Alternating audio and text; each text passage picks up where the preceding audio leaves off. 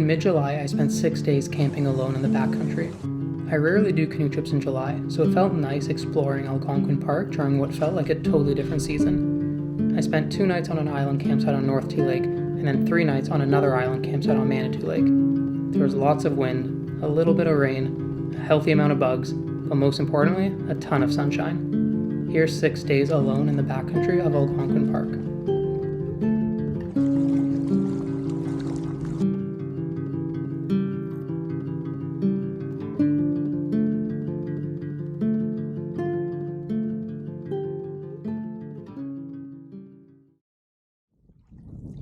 My day began with a 5 a.m. wake up. Despite feeling tired and groggy, it was a beautiful morning to start the trip. The sun was warm, but not too hot. There was a gentle breeze and some clouds in the sky. It was perfect.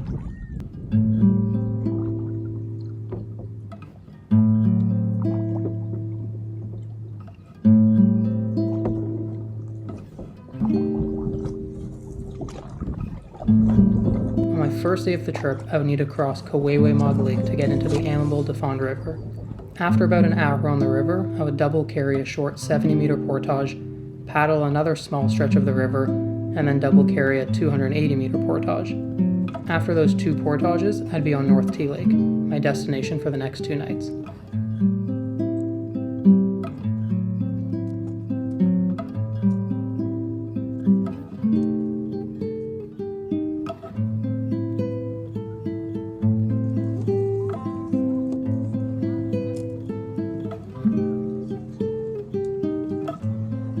We're just on our walk back on the second and last portage of the day. It's getting hot out. I'm very tired. Gonna take a break after this portage. Take a break and then head on to North Tea and find our campsite for the night. I believe we'll have a tailwind, so that will be nice. We just finished the second portage, and now it's time to cross North Tea and find our campsite for the evening. Actually, for 2 nights. We're gonna go find a campsite, okay?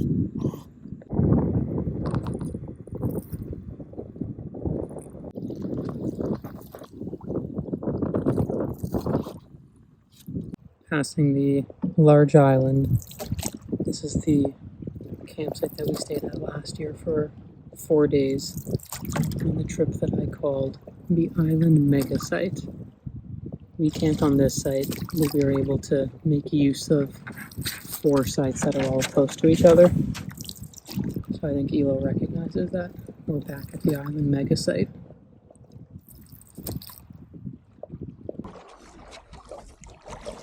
I paddled towards one of the stranded island campsites in the middle of North Tea Lake. On the western tip of the island, where the campsite is located, is an elevated and completely exposed narrow point. It was exactly the type of campsite that I was looking for. The heavy winds breaking into the campsite would help keep the bugs away. I pulled ashore to look around, and I immediately knew that this would be my home for the next few nights.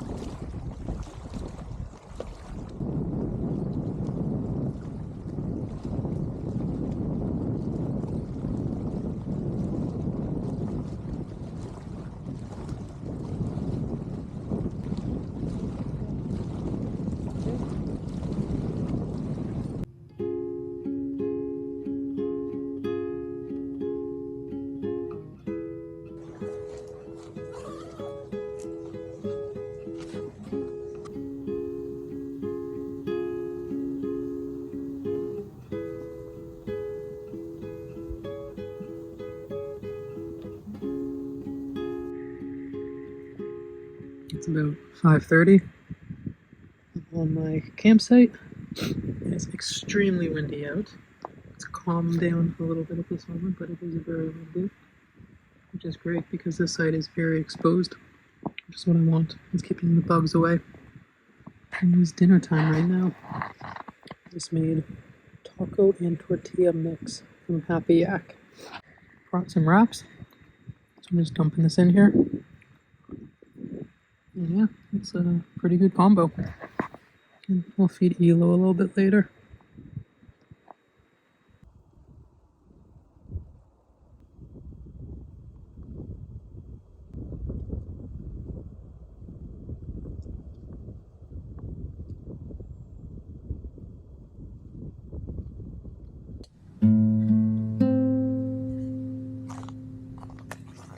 I set off for an evening paddle shortly after 7 p.m.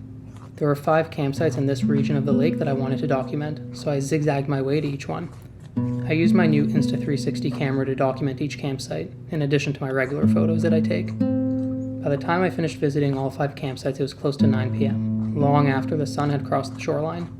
There was very little light left to guide me back home to my campsite, but the moon had already risen and it was glowing strong. It was a really lovely time to be on the water paddling.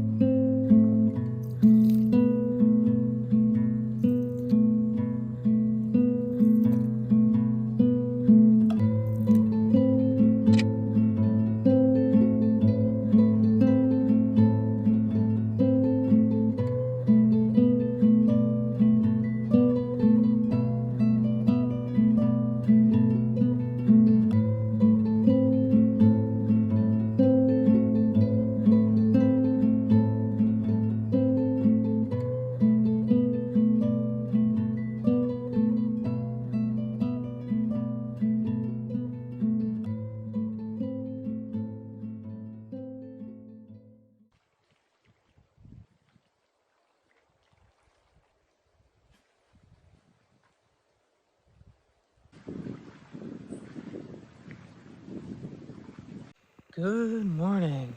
It's the morning of day 2. I just got out of the tent. It's like 6:30. It is very windy. So I'm guessing it's going to be a real windstorm as the day picks up. I'm going to try and do a day trip and go check out some campsites, but I might get windbound, so we'll see. It's chilly. It's like 10 degrees. So it's nice chilly. It's not too bad. The bugs were brutal last night. Right now there doesn't seem to be anything. Nothing flying around. And a nice fire. Some leftover firewood. Break those down. I couldn't really find a good spot to hang my barrel. As you can see, the trees are not really ideal on this island. So I did find a spot to hang it. It's good for pretty much all wildlife except for bears. This is not going to stop a bear because it's pretty close to the trunk of the tree. But otherwise, it's high off the ground. Better than nothing, better than leaving it on the ground. But now I'm going to take the barrel down to get some breakfast for me and Elo. Stay. Stay. Elo, stay.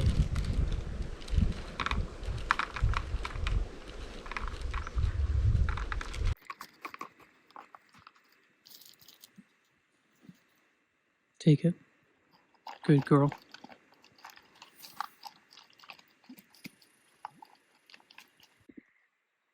Okay, let's go.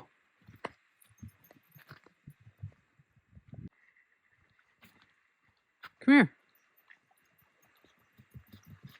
Sit. You're a good girl. Let's go.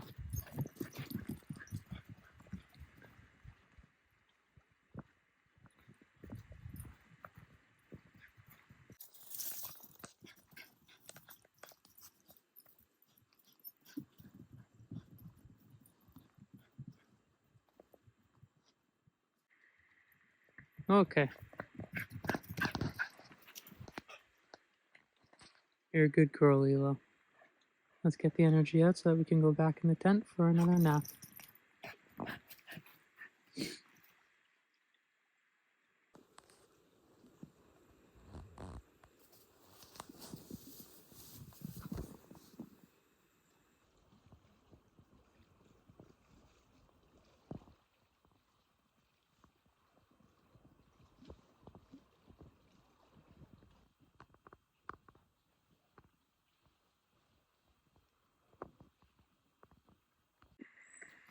So here's a little life hack for everyone. When you visit the Thunderbox, especially in the mornings, I take a stick. This helps clear the cobwebs, spider webs, make sure if there's any creepy crawlies right underneath your butt, that they're not coming up into your butt. If there's any mosquitoes flying around right there, it scares them out. And now it's good as new. One more life hack. Pre-folded toilet paper. This is not a joke. I keep this in my pocket at all times, and then the rest of the pre-folded toilet paper is in my big pack, and I'll just refill this pocket Ziploc on an as-needed basis. It's great when you want to be quick at the Thunderbox, whether it's bug season, or if it's rainy out, or if it's particularly windy, and then you're trying to unroll a toilet paper roll. It actually just makes life a lot easier. Life hacks from the Thunderbox. Okay, you ready to go for a paddle, Elo? Take one. Let's go.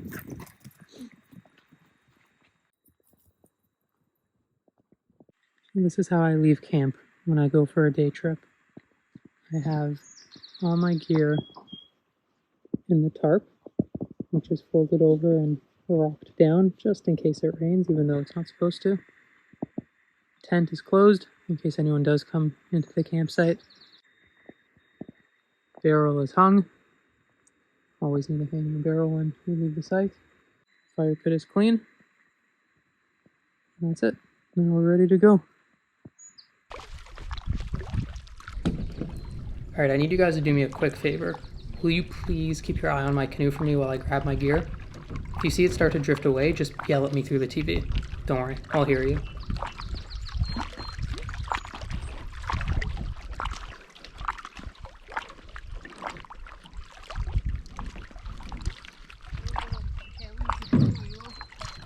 Oh, thank you. That was a close one.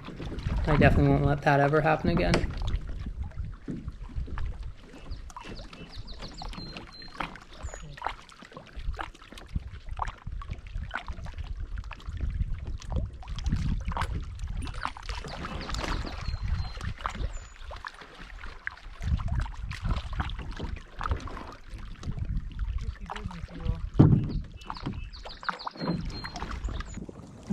It was a windy morning, but I decided to venture out for a day trip to visit some campsites. I needed to keep a close eye on the conditions to make sure I didn't get windbound and stranded. After visiting a few campsites, I began to see whitecaps on the water, and they were only getting bigger with every passing minute. It was only 11 a.m., and I wanted to continue documenting campsites, but I knew the responsible choice would be to head back to camp.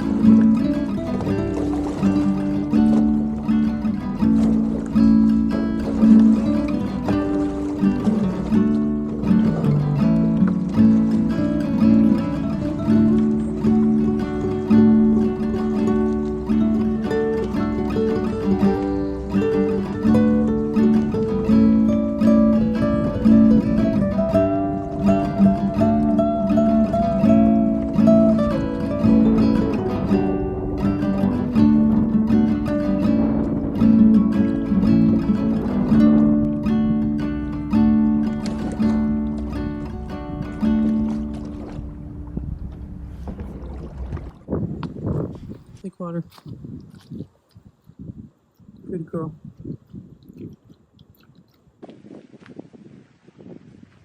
I spent the rest of the day doing absolutely nothing at the campsite. I broke down some firewood and relaxed, enjoying the beautiful views surrounding the site. I took 2 short naps in the tent and dozed off 3 or 4 times while sitting in my chair. I hadn't done anything overly strenuous, but I was tired as heck.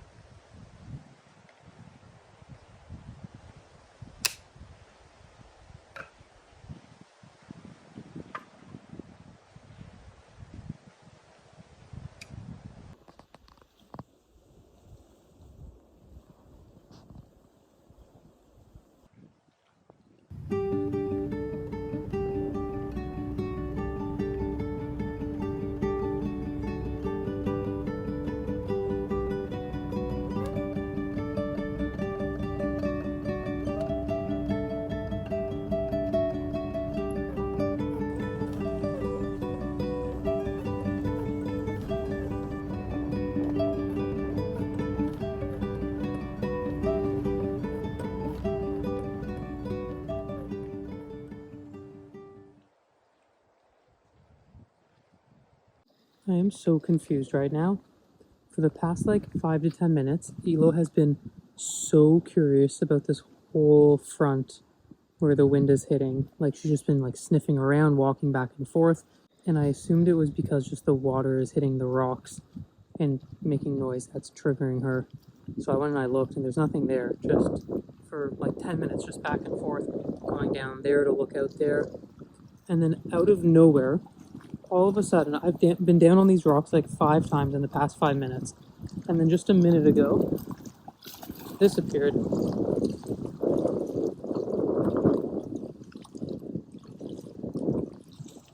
I don't know how it got all the way up here. Like it's pretty far from the water.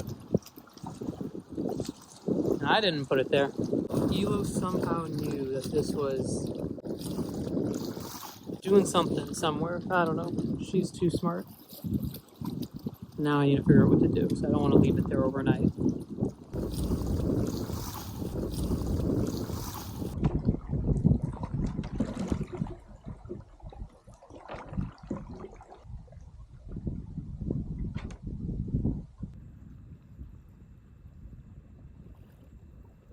It's almost 9 o'clock.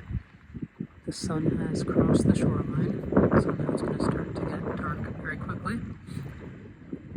I had a very lazy day. We checked out some campsites earlier in the morning, got back to camp around 12:30, and did not leave camp until now. So hopefully I can stay on the water till about 10, and then go back and get a fire going for like an hour or so.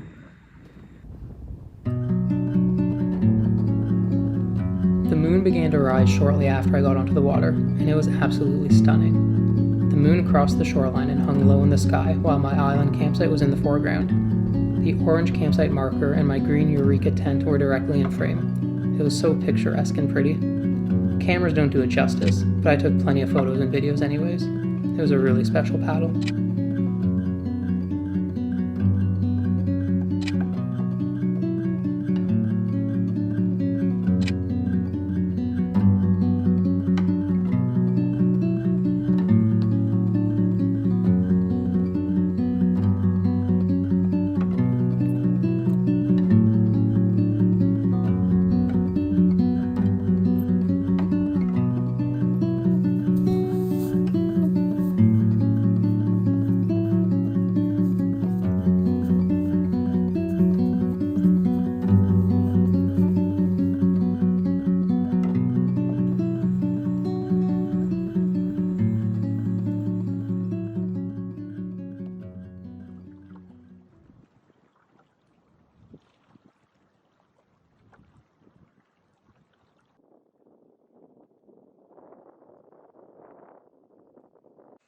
It's the morning of day 3. I'm just gonna get camp packed up slowly and then head out on my way. I'm on my way to Manitou today.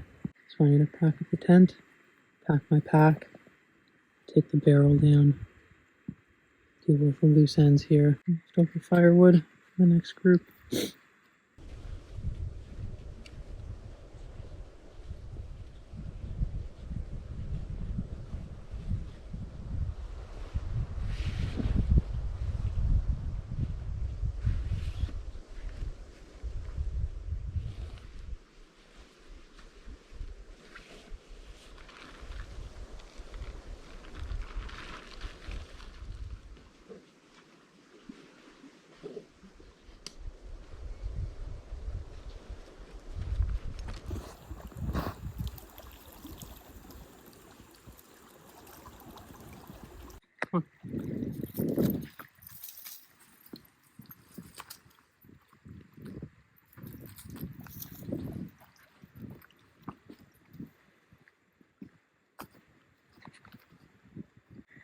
Final walkthrough of the campsite.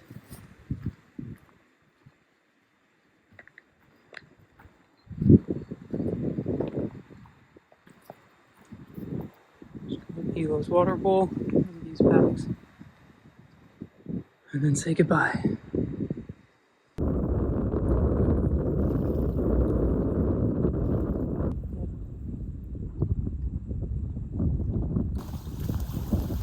It's not even 9 a.m.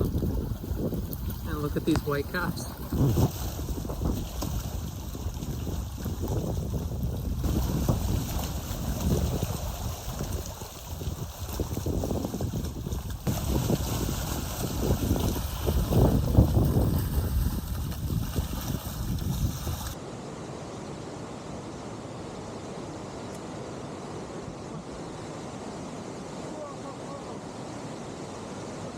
On my way to Manitou Lake, I decided to take a short detour from the Portage Trail to visit the waterfalls. I spent some time at these waterfalls last year, and I absolutely loved it, so I knew I had to go back. Afterwards, I finished the Portage and headed out onto Manitou to find my home for the next few nights. I settled on a beautiful island campsite in the south region of the lake. I set up camp and immediately went for a snooze in the tent with Elo.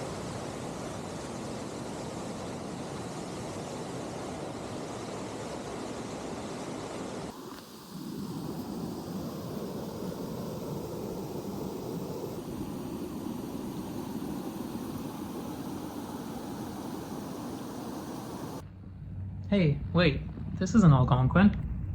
But don't skip, this isn't an ad. Well, kind of. I just want to take 20 seconds to tell you that if you're planning a trip to Algonquin Park, you have to check out my website, Algonquin and Beyond. There are more than 50 extremely detailed trip reports, along with super helpful resources like this complete guide to renting canoes, or this article with everything you need to know about bears in the park.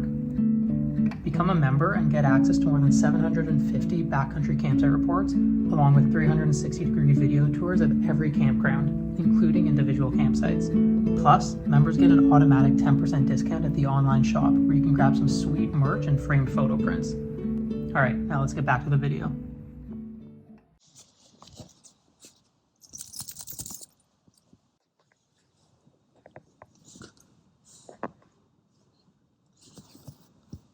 I'm so tired. The mix between the wind hitting my face, the sun, the portage from earlier, the waterfall, I'm just drained.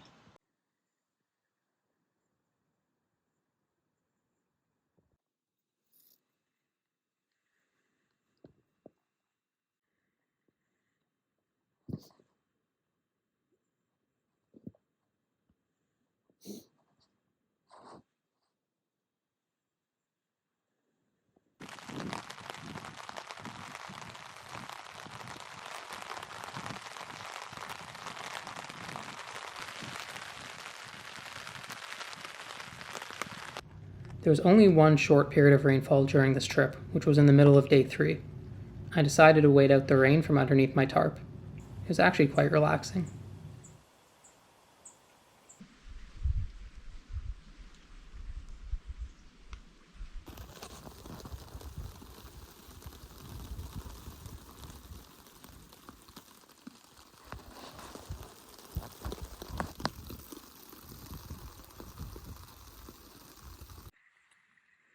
I just went for a walk to the front of the island, like the north side, the tip. And the entire island is just down trees. It's kind of scary. It's just a tree graveyard. Tons of firewood though.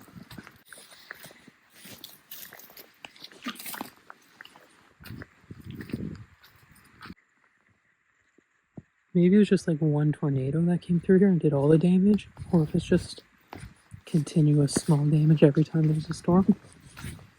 I don't know, but it's pretty wild.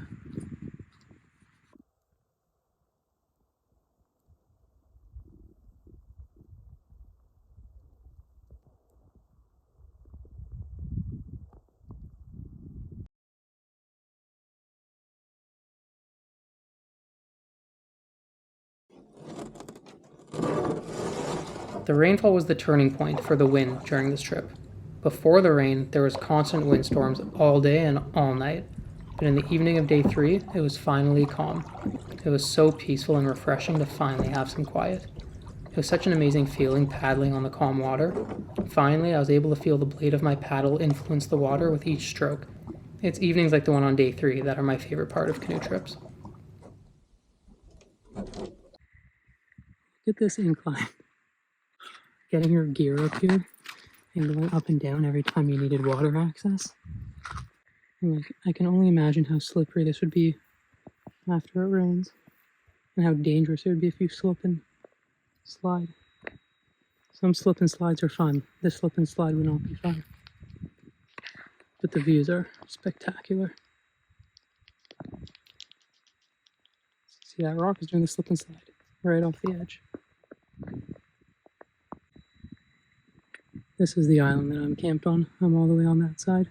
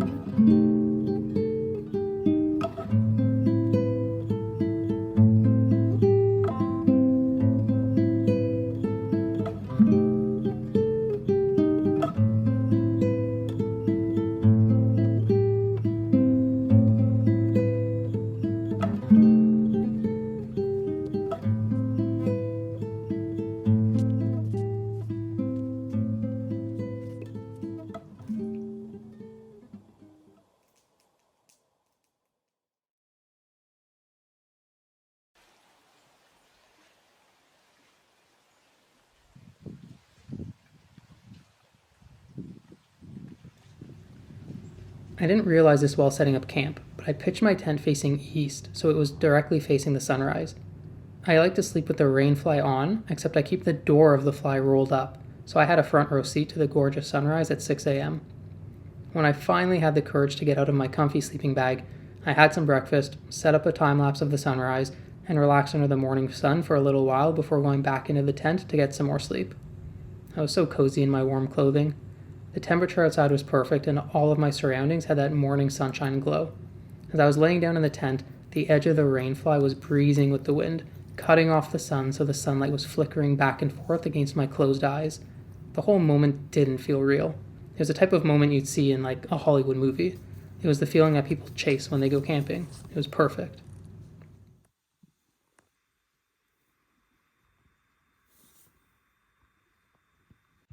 Morning of day 4. Watching the sunrise.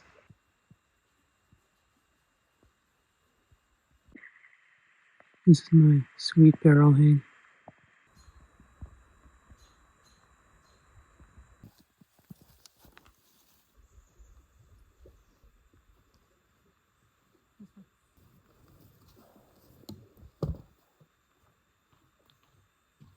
Here's going to give you guys a little electronics tour. This is a Pelican that stays in my day pack. It's for my quick access electronics.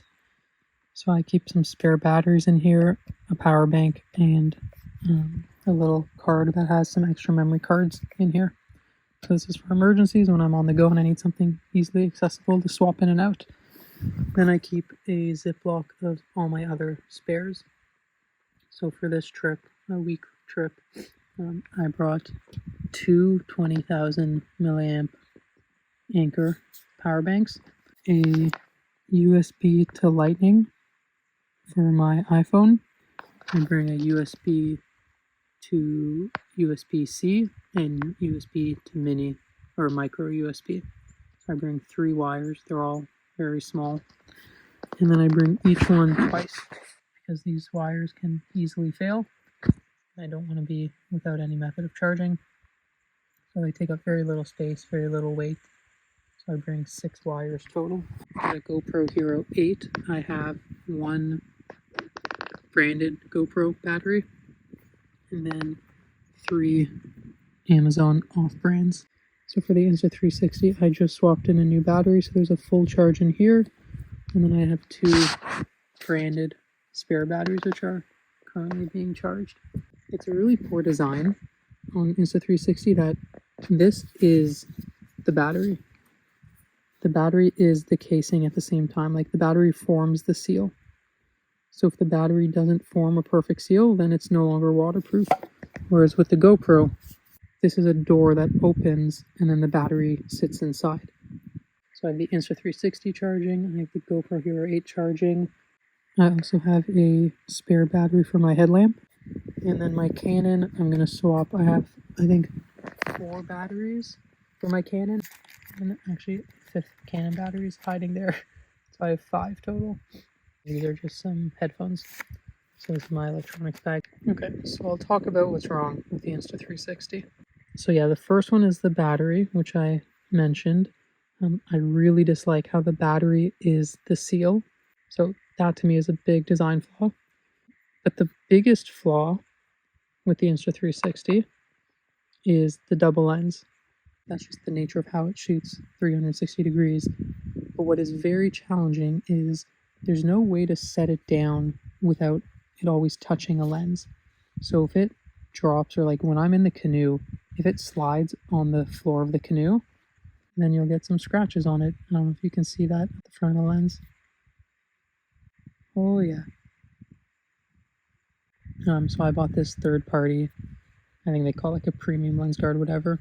And in theory, it's great because it latches on and off, so I can take it on and off really easily and quickly. But this is super cheap. It got a horizontal line like that across on both sides here. Yeah, you can see it right there. Just after owning this guard for like a week, this line formed. So that gets in every shot. And then, yeah, as I mentioned, it scratches really easily. So this is just from this trip. Like it just was on the bottom of my canoe and it's just moved like 1 inch. And just that movement scratched it there. So yeah, protecting the lenses is a very big challenge. I could take this off and just have no cover, but that's a huge risk because if I scratch the real lens, then I need to send it back or whatever it is. That's just a problem that I don't want to have. So I always want some sort of cover on it. And then the last big flaw with it is the fact that it shoots 4K. That's what they advertise. This is the Insta360 X3. So now they have a newer one that has some better specs. But for this one, the one that I have, it's 4K in 360. When you're looking at it on a screen, like a normal phone, TV, whatever it is, and it's either in vertical or horizontal, then that's only 1080p.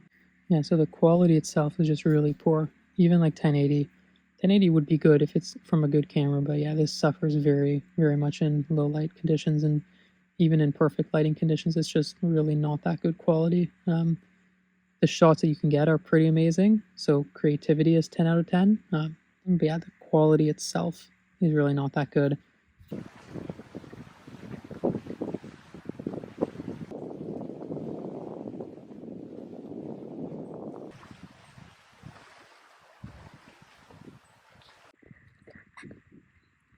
I'm about ready to head out for a day paddle, check out some campsites. It's just past 9. I cleaned up camp. Always leave a very clean camp, well, regardless, but especially when you're leaving. So I have this stuff, which is coming with me. This girl, which is coming with me. Just gonna leave my chair and water jug there. I like to leave a few things visibly open so when people are paddling by, it's easy for them to see the campsite's occupied. So I have my tent and my tarp and my gear. That's it. Nothing else lying around.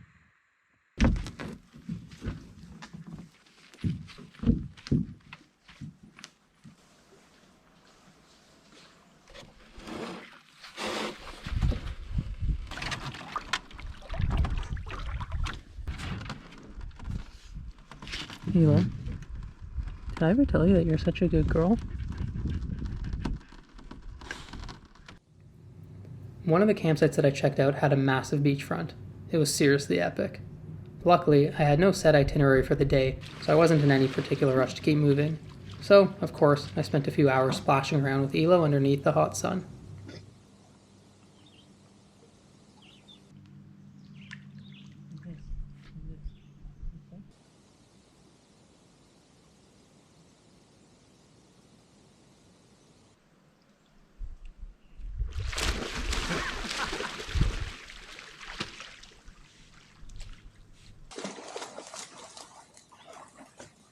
Hey, you up?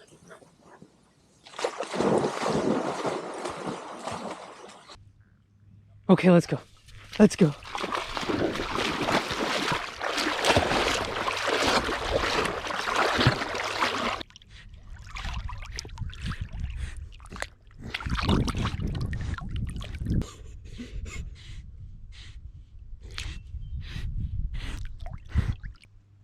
Come here.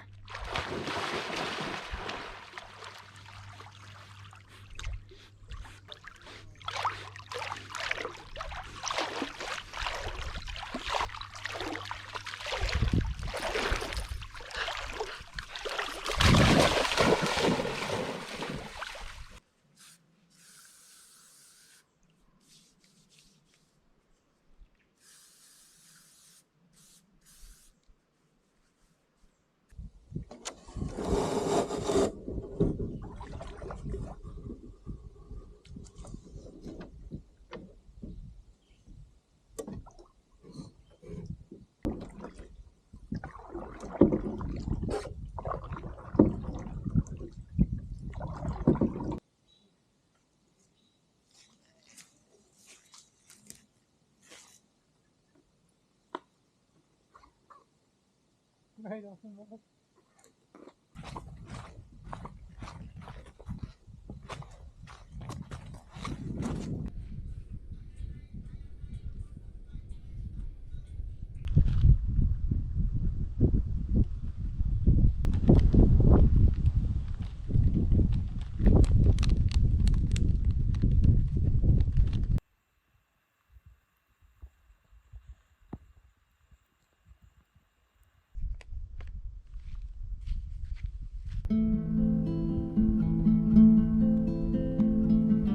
Right as I finished dinner and was ready to get on the water for an evening paddle, I spotted 3 otters in front of my campsite. They were goofing around, twisting and twirling, dipping in and out of the water. After a little while, one of the otters started grunting at me and Elo. I took that as my cue to leave them alone and keep moving. I spent a few hours on the calm water, watching another gorgeous sunset, before paddling back to my campsite underneath the glow of the full moon.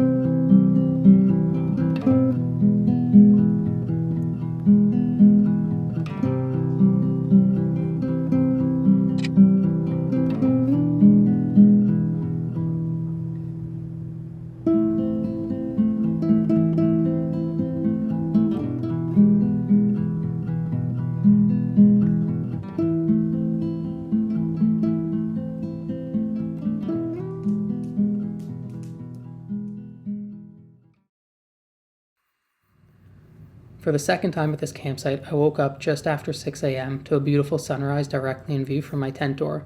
It was a gorgeous morning. I stayed in the tent to watch the sunrise from my comfy sleeping setup. I dozed in and out of sleep and then finally got out of the tent at around 7 a.m. I had another day with no set itinerary, so I enjoyed a really slow morning at the campsite. I saw my 3 otter friends again. Hilariously, one of them saw Elo watching at the shoreline and grunted at her again. That one otter really didn't like us.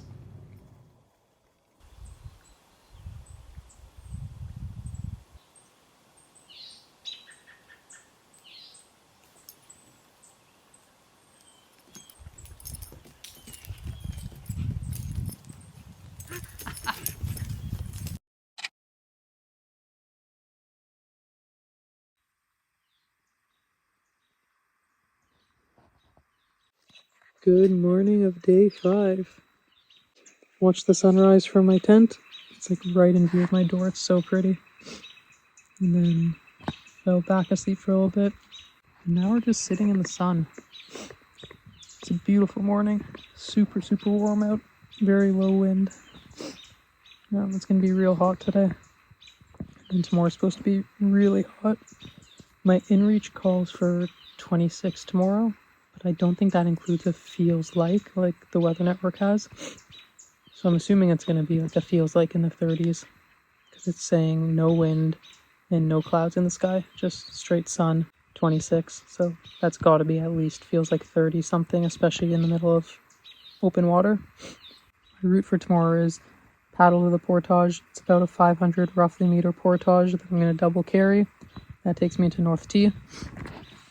North T, I need to cross the entirety of North T, which it's about 2 to 2.5 hours without any wind or breaks. So I'm planning to stop at least once or twice to let Elo swim, go to the bathroom, just stuff like that, to get some shade, take some relief from the sun. So I'm anticipating crossing North T will take me like anywhere from 3 to 4 hours. Once I cross North T, I have a short portage, roughly 400 meters, that I'm going to double carry. Then a short paddle on the river to my last portage of the day, which is roughly 200 meters, which again I'm going to double carry. Then that takes me back onto the river, and then I have a stretch of like 30 to 45 minutes on the river, which then takes me into Kawewe-Mog, which will be the final stretch that I need to cross Kawewe-Mog, which is a big open lake, and that takes me back to my car. So the entire trip is going to be, I guess that's 6 hours without any breaks. I'm anticipating doing it in 8 hours because I don't want to push myself or Elo too hard in the hot sun. The TLDR of tomorrow is I'm going to wake up early, hit the water early, and try and get as much distance covered before the sun hits its peak.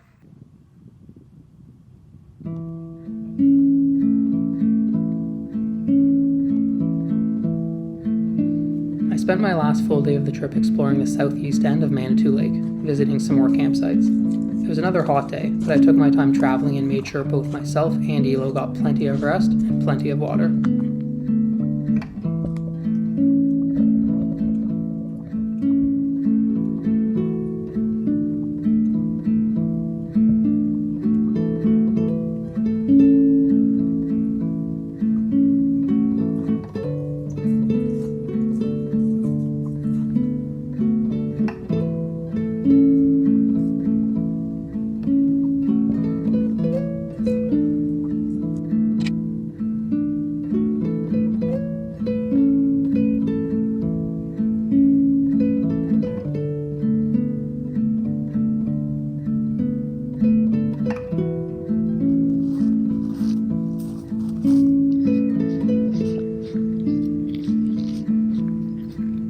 You're a good girl, Elo. Oh, you're eyeing the water.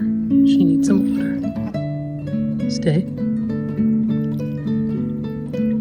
Okay, take it. Good girl. Good girl, Elo.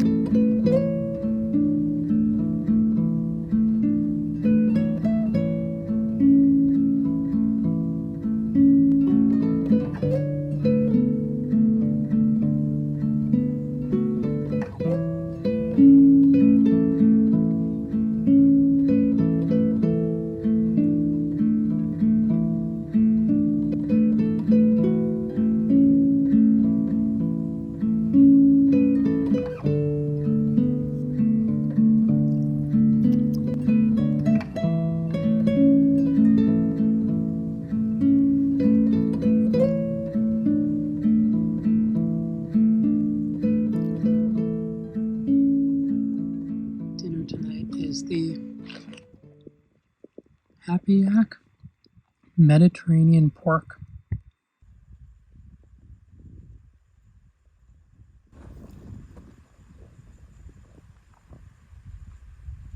Elo's keeping guard. So I want to take a minute to just talk about this view. My introduction to canoe tripping was when I was a camper at an overnight summer camp. And looking back at the trips that we did, they were insanely difficult. We were up at sunrise, getting to the campsite at sunset. I was like 12 years old, out of shape, no idea what the plan or schedule was for the day. It's part of the reason why I actually hated tripping when I got introduced to it. It was very buggy.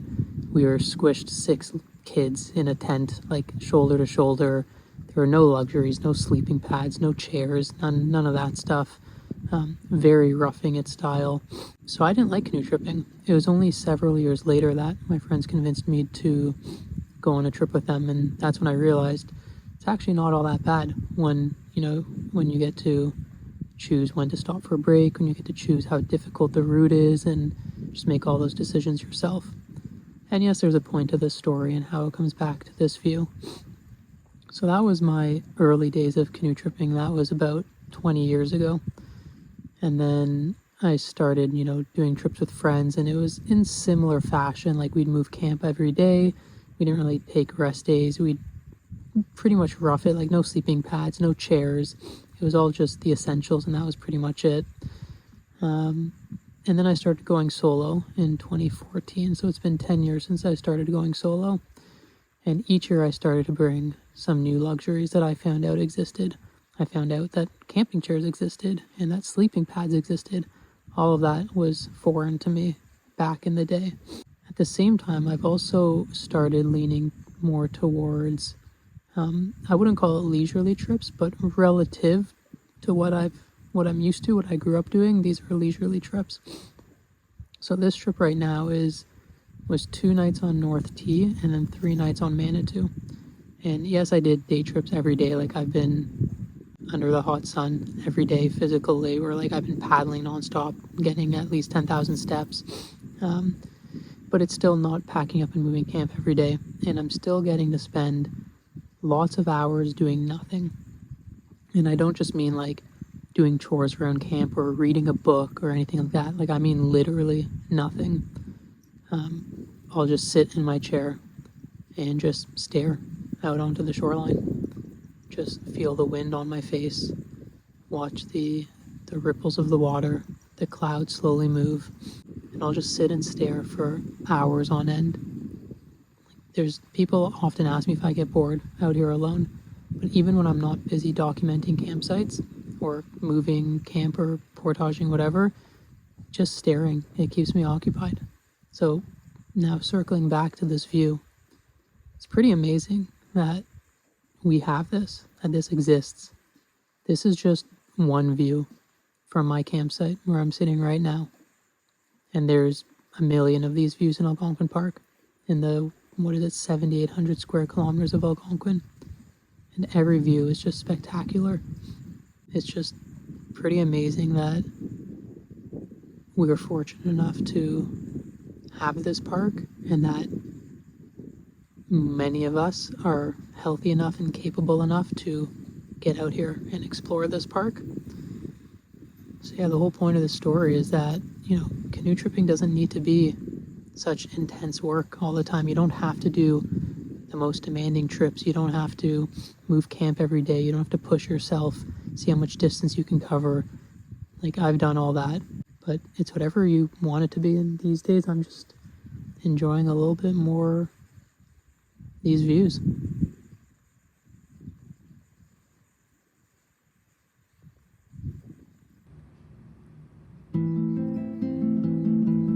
Want to guess how I spent my last evening of the trip? Yep, on the water, enjoying the wildlife, watching the sunset, and admiring the gorgeous views. It was yet another beautiful evening in the backcountry of Algonquin Park.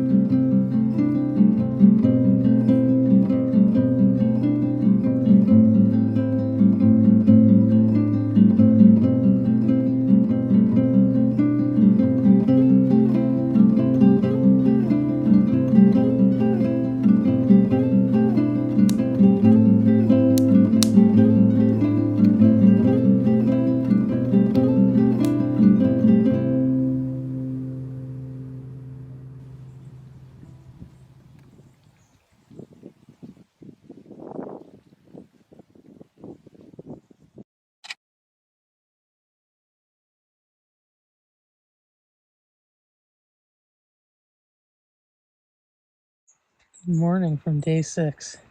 So I'm currently in the tent. It's 6:30 a.m. See if I can get a couple more minutes of sleep. I don't think I can, but I'm gonna try. I'm gonna pack up and try and be on the water by 8 a.m.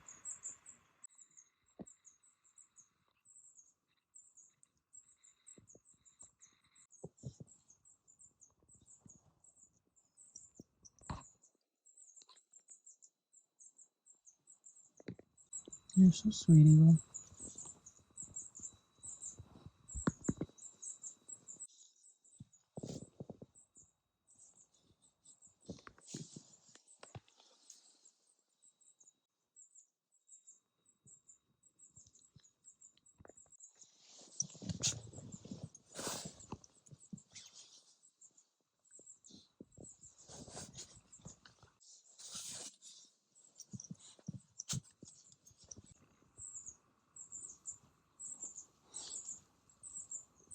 Wow, that's an epic sunrise.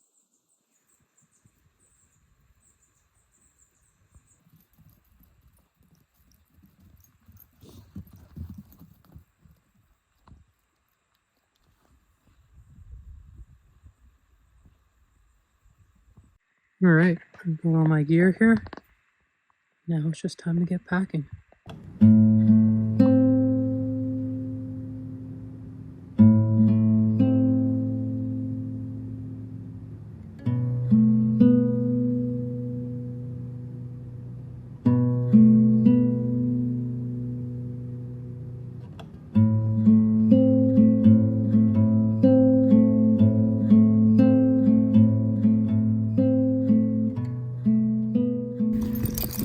Eva, sit.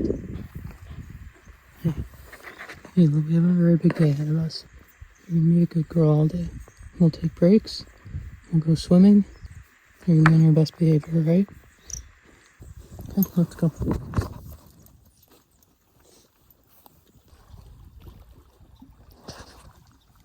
Okay, let's go. Good girl. Goodbye, campsite. You treated us well. Setting off for the day. It's a couple minutes past 8 a.m. Got the beautiful sunrise behind me. It's already pretty warm, but then again, it's 8 a.m. So I'm going to keep my sweatshirt on for the first portage because it's going to be real buggy. And then after the portage, when I have the 2.5-hour paddle across North T, that's when I'll take the sweatshirt off and put on the sunscreen and all that jazz. All right, I'm just about ready to get started on my first portage of the day. I'm taking the shorter but harder one from Manitou to North T. I've got my yoke on my canoe. I've got my camera and barrel, which is going to be taken on my first carry with the canoe. I've got halo on my waist. Bear spray on my hip. And this is my second carry. I'm leaving this here off to the side. This and this is my first carry. Pretty rough start, but gonna get her done.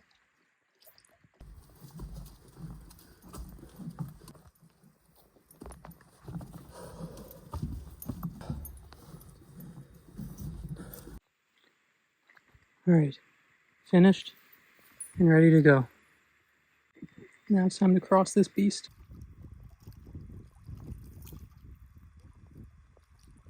We stopped back at the island that I first camped on North T East. I'm gonna have a quick snack. I gave Hilo some water. I'm gonna let her swim to cool off, and then we're gonna keep going to North T West. Hilo, sit. Okay, go. Okay, go. Good girl. Good girl. I'm not gonna swim. I'm just gonna dip my feet, dunk my hat in the water. It's a great campsite to swim from. Go on. Whoa, good girl. Okay, that's it. Just a quick swim, Elo.